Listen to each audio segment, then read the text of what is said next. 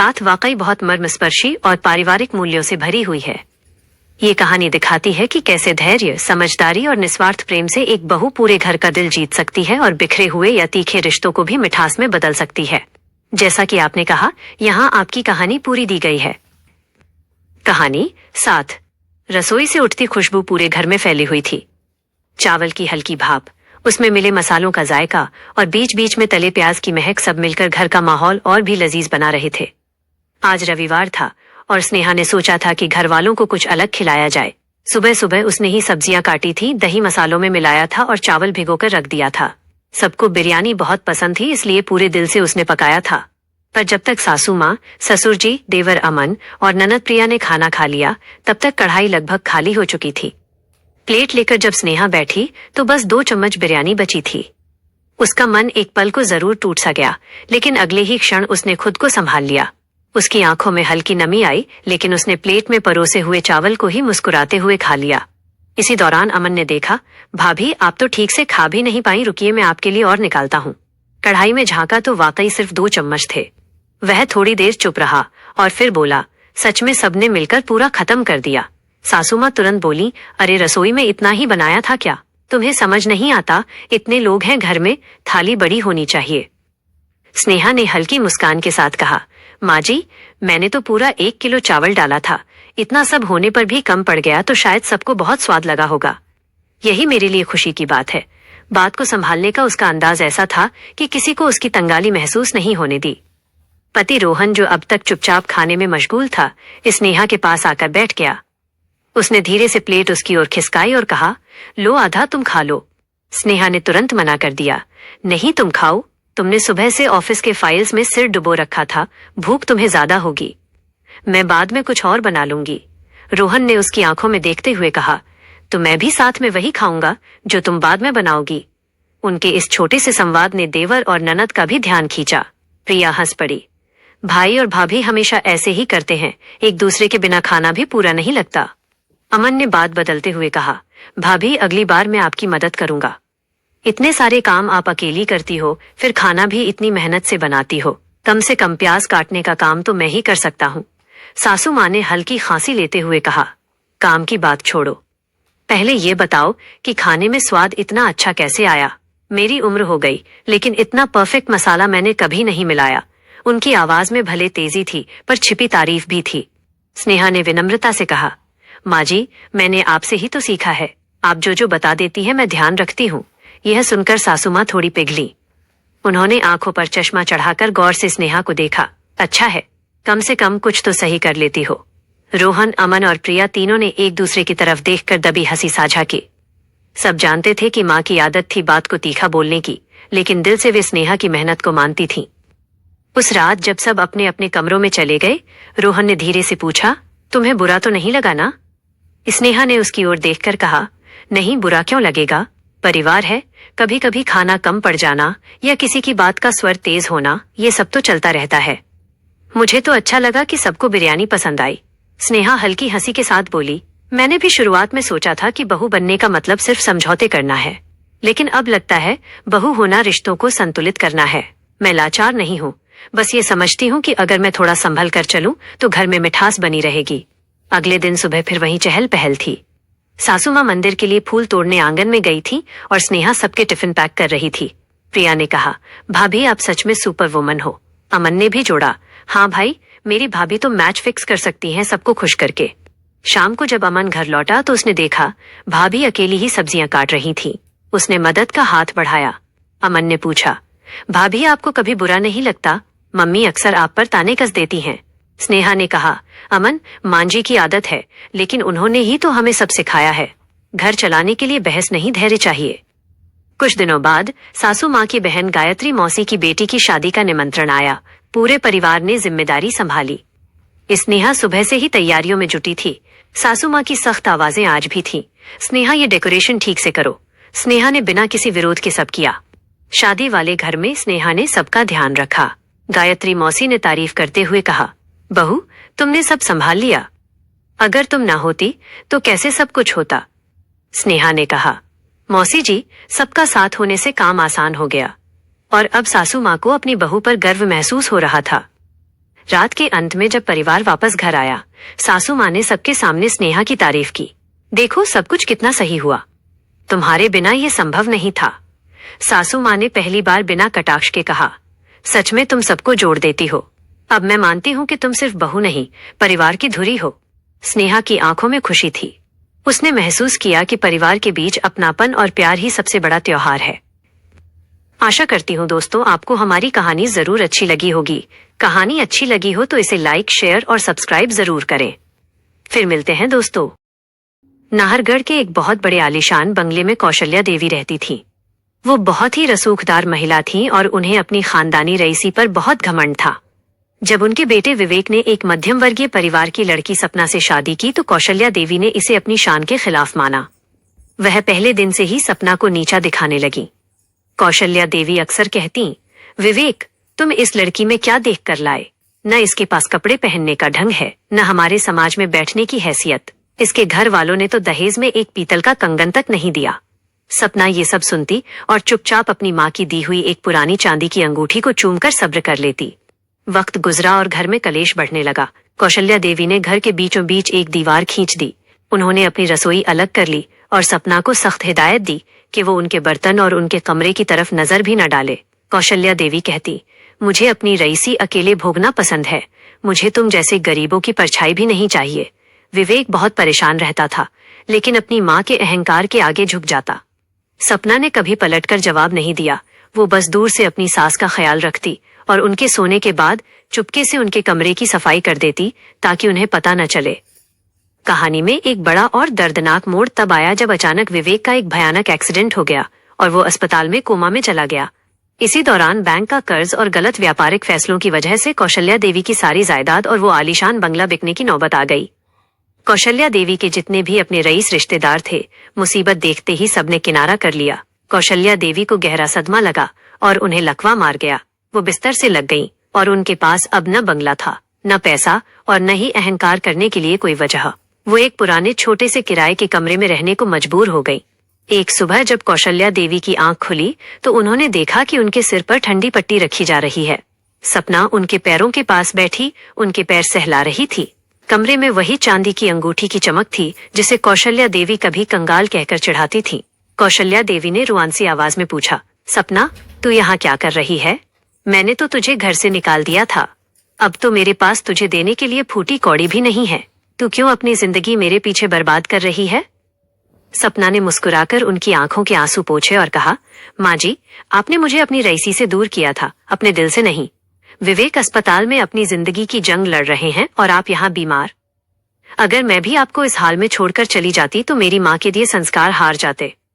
माँ तो माँ होती है, चाहे वो बंगले में रहे या झोपड़ी में। सपना ने अपनी रातों की नींद त्याग दी। वो दिन भर सिलाई कढ़ाई का काम करती और रात भर जागकर अपनी सास की सेवा करती। उसने अपने मायके से मिले छोटे छोटे जेवर तक बेच दिए ताकि वो अपनी सास की दवाइयां ला सके और विवेक का इलाज करवा सके। सपना की निस्वार्थ सेवा देखकर कौशल्या देवी का पत्थर जैसा दिल पिघलने लगा। उन्हें अपनी पिछली हर बात पर पछतावा होने लगा। एक दिन कौशल्या देवी ने सपना को अपने पास बुलाया और उसके कांपते हुए हाथ पकड़कर फूट फूट कर रोने लगी। वो बोली, बेटा, मैं पूरी जिंदगी सोने के कंगन मांगती रही, लेकिन तूने मुझे वो ममता दी जो करोड़ों के कंगन भी नहीं दे सकते।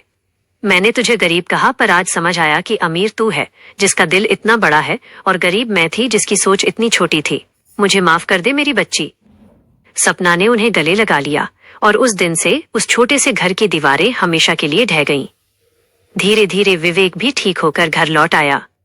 अब उनके पास वो बड़ा बंगला तो नहीं था, लेकिन उस छोटे से किराए के घर में खुशियां अपार थीं। कौशल्या देवी अब अपनी बहू के साथ बैठकर खाना बनाती और मोहल्ले में गर्व से कहती, दहेज में जो सोना आता है वो तिजोरी की शोभा बढ़ाता है, पर जो बहू सपना जैसे संस्कार लेकर आती है वो पूरे कुल का उद्धार कर देती है। कहानी की सीख, इंसान की पहचान उसकी दौलत से नहीं बल्कि उसके संकट के समय दिखाए गए व्यवहार और संस्कारों से होती है। नाहरगढ़ के एक बड़े से आलीशान बंगले में सावित्री देवी अपने बेटे आकाश और बहू प्रिया के साथ रहती थीं। सावित्री देवी का स्वभाव बहुत सख्त और घमंडी था। उन्हें अपनी खानदानी रईसी पर बहुत गुमान था, जबकि बहू प्रिया एक मध्यम वर्गीय परिवार की बहुत ही शांत और संस्कारी लड़की थी। सावित्री जी का दिन प्रिया को ताने देने से ही शुरू होता था।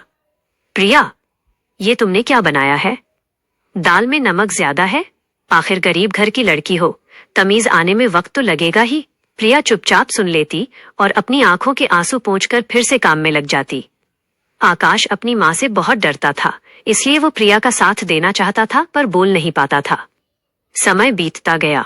सावित्री जी ने कभी प्रिया को अपनी बहू के रूप में स्वीकार नहीं किया। वो अपनी सहेलियों के सामने भी प्रिया का मजाक उड़ाती और कहती कि पढ़ी लिखी तो है, पर हमारे घर की शान के लायक नहीं है। एक दिन कहानी में एक बड़ा मोड़ आया। सावित्री जी को अचानक लकवा पैरालिसिस मार गया। उनके शरीर का आधा हिस्सा बेजान हो गया और वो बिस्तर पर आ गईं। जिस घमंड के साथ वो चलती थीं, आज वो एक गिलास पानी के लिए भी मोहताज हो गईं। आकाश ने सावित्री जी की सेवा के लिए 2-2 नर्सें लगा दी, लेकिन नर्सें अपना काम करके चली जाती। सावित्री जी की अपनी सगी बेटी, जो शहर में ही रहती थी, उसने भी ये कहकर पल्ला झाड़ लिया कि मम्मी, मेरे बच्चों के एग्जाम हैं, मैं रोज रोज नहीं आ सकती। सावित्री जी को पहली बार अपनी गरीबी और लाचारी का एहसास हुआ। यहीं से प्रिया का असली रूप सामने आया। प्रिया ने अपनी नौकरी से इस्तीफा दे दिया और पूरी तरह से सावित्री जी की सेवा में लग गई। वो रोज सुबह उन्हें अपने हाथों से नहलाती, उनके कपड़े बदलती और उन्हें व्हीलचेयर पर बिठाकर बगीचे में ले जाती। एक दिन की बात है, सावित्री जी बिस्तर पर लेटी रो रही थीं। उनकी आंखों में ग्लानि, रिग्रेट थी। जब प्रिया उन्हें खाना खिलाने आई तो सावित्री जी ने कांपते हुए हाथ से प्रिया का हाथ पकड़ लिया और इशारों में माफी मांगने लगी। उनकी आंखों से आंसू रुक नहीं रहे थे। प्रिया ने उनके आंसू पोंछे और कहा, माँ जी, आप क्यों रो रही हैं? माँ अगर अपनी बेटी को डांट दे तो क्या बेटी घर छोड़ देती है? आपने मुझे बहुत कुछ सिखाया है और अब मेरी बारी है आपका साथ देने की। सावित्री जी की आवाज तो चली गई थी, पर उनकी आंखों ने वो सब कह दिया जो शब्द नहीं कह सकते थे। कुछ महीनों की कड़ी मेहनत और प्रिया की निस्वार्थ सेवा के कारण सावित्री जी की हालत में सुधार होने लगा। वो अब थोड़ा थोड़ा बोलने और चलने लगी थीं। एक शाम जब कुछ मेहमान घर आए और उन्होंने प्रिया को काम करते देखा तो एक मेहमान ने मजाक में कहा, सावित्री जी, आपकी बहू अभी तक घर के काम ही करती है क्या? इस बार सावित्री जी चुप नहीं रहीं। वो लाठी के सहारे खड़ी हुई और भारी आवाज में बोली, नहीं, ये बहू नहीं है, ये इस घर की नींव है, मेरी बेटी है। अगर आज मैं जिंदा हूँ और खड़ी हूँ तो सिर्फ इसकी वजह से। आज से इस घर की मालकिन मैं नहीं, प्रिया है। सावित्री जी ने अपनी तिजोरी की चाबियां प्रिया के हाथों में रख दी। प्रिया की आंखों में खुशी के आंसू थे, क्योंकि उसे आज दौलत नहीं बल्कि वो माँ मिल गई थी जिसका उसे सालों से इंतजार था। कहानी की सीख, रिश्ते खून से नहीं, मुश्किल वक्त में साथ निभाने से बनते हैं। इंसान का घमंड एक दिन टूट जाता है, लेकिन प्यार और सेवा हमेशा याद रखे जाते हैं। शहर के एक छोटे से मकान में सुबह की पहली किरण के साथ ही बर्तनों की खनक सुनाई देने लगती थी। यह खनक किरण के हाथों की थी, जो पिछले 2 सालों से इस घर को संवारने में जुटी थी। लेकिन इस घर की रूह, उसकी सास सुमित्रा देवी, हमेशा असंतुष्ट रहती थी। किरण जब भी रसोई में जाती, उसे एक अनजाना डर सताता। सुमित्रा जी का अनुशासन किसी फौजी अफसर से कम नहीं था। उनके लिए बहू का मतलब सिर्फ जिम्मेदारियां निभाने वाली एक मशीन था। एक सुबह जब किरण ने सुमित्रा जी को चाय दी तो उन्होंने पहला घूंट लेते ही प्याला पटक दिया। किरण, क्या तुम्हारी माँ ने तुम्हें चाय बनाना भी नहीं सिखाया? पानी जैसी चाय पिलाकर मेरा गला सुखाना चाहती हो? सुमित्रा जी के ये शब्द सीधे किरण के दिल पर तीर की तरह लगे। किरण की माँ तब चल बसी थी जब वह 5 साल की थी। उसने खामोशी से अपनी आंखों के आंसू पोंछे और बिना पलटकर जवाब दिए दूसरी चाय बनाने चली गई। उसका पति आकाश, जो इन दोनों के बीच फंसा रहता था, बस बेबसी से देखता रह जाता। उसे लगता कि शायद वक्त के साथ माँ बदल जाएंगी, पर सुमित्रा जी का दिल जैसे पत्थर का हो चुका था। दोपहर के वक्त जब घर खाली होता, किरण अक्सर अपनी माँ की एक धुंधली सी तस्वीर लेकर बैठती। वो सोचती कि क्या कभी इस घर में उसे बेटी का दर्जा मिलेगा। उसी वक्त बाहर हॉल में सुमित्रा जी अपनी सहेली से फोन पर बात कर रही थीं।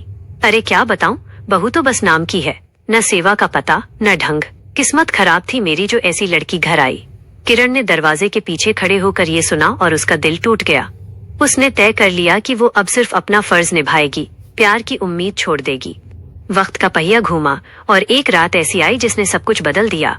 आकाश एक जरूरी काम से शहर से बाहर गया हुआ था। आधी रात को अचानक सुमित्रा जी के कमरे से कुछ गिरने की आवाज आई।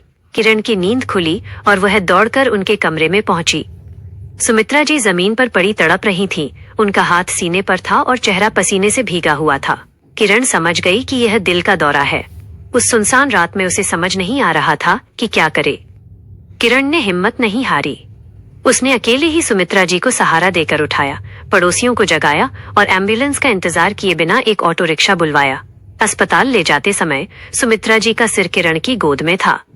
सुमित्रा जी अधखुली आंखों से देख रही थीं कि वही बहू जिसे उन्होंने हमेशा दुत्कारा आज पागलों की तरह उनके लिए रो रही थी और भगवान से उनकी जान की भीख मांग रही थी।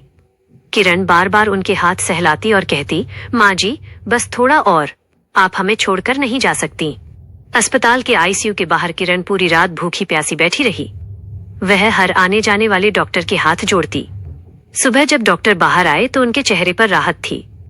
उन्होंने कहा, बेटा अगर तुम इन्हें 10 मिनट भी देरी से लाती तो हम इन्हें बचा नहीं पाते।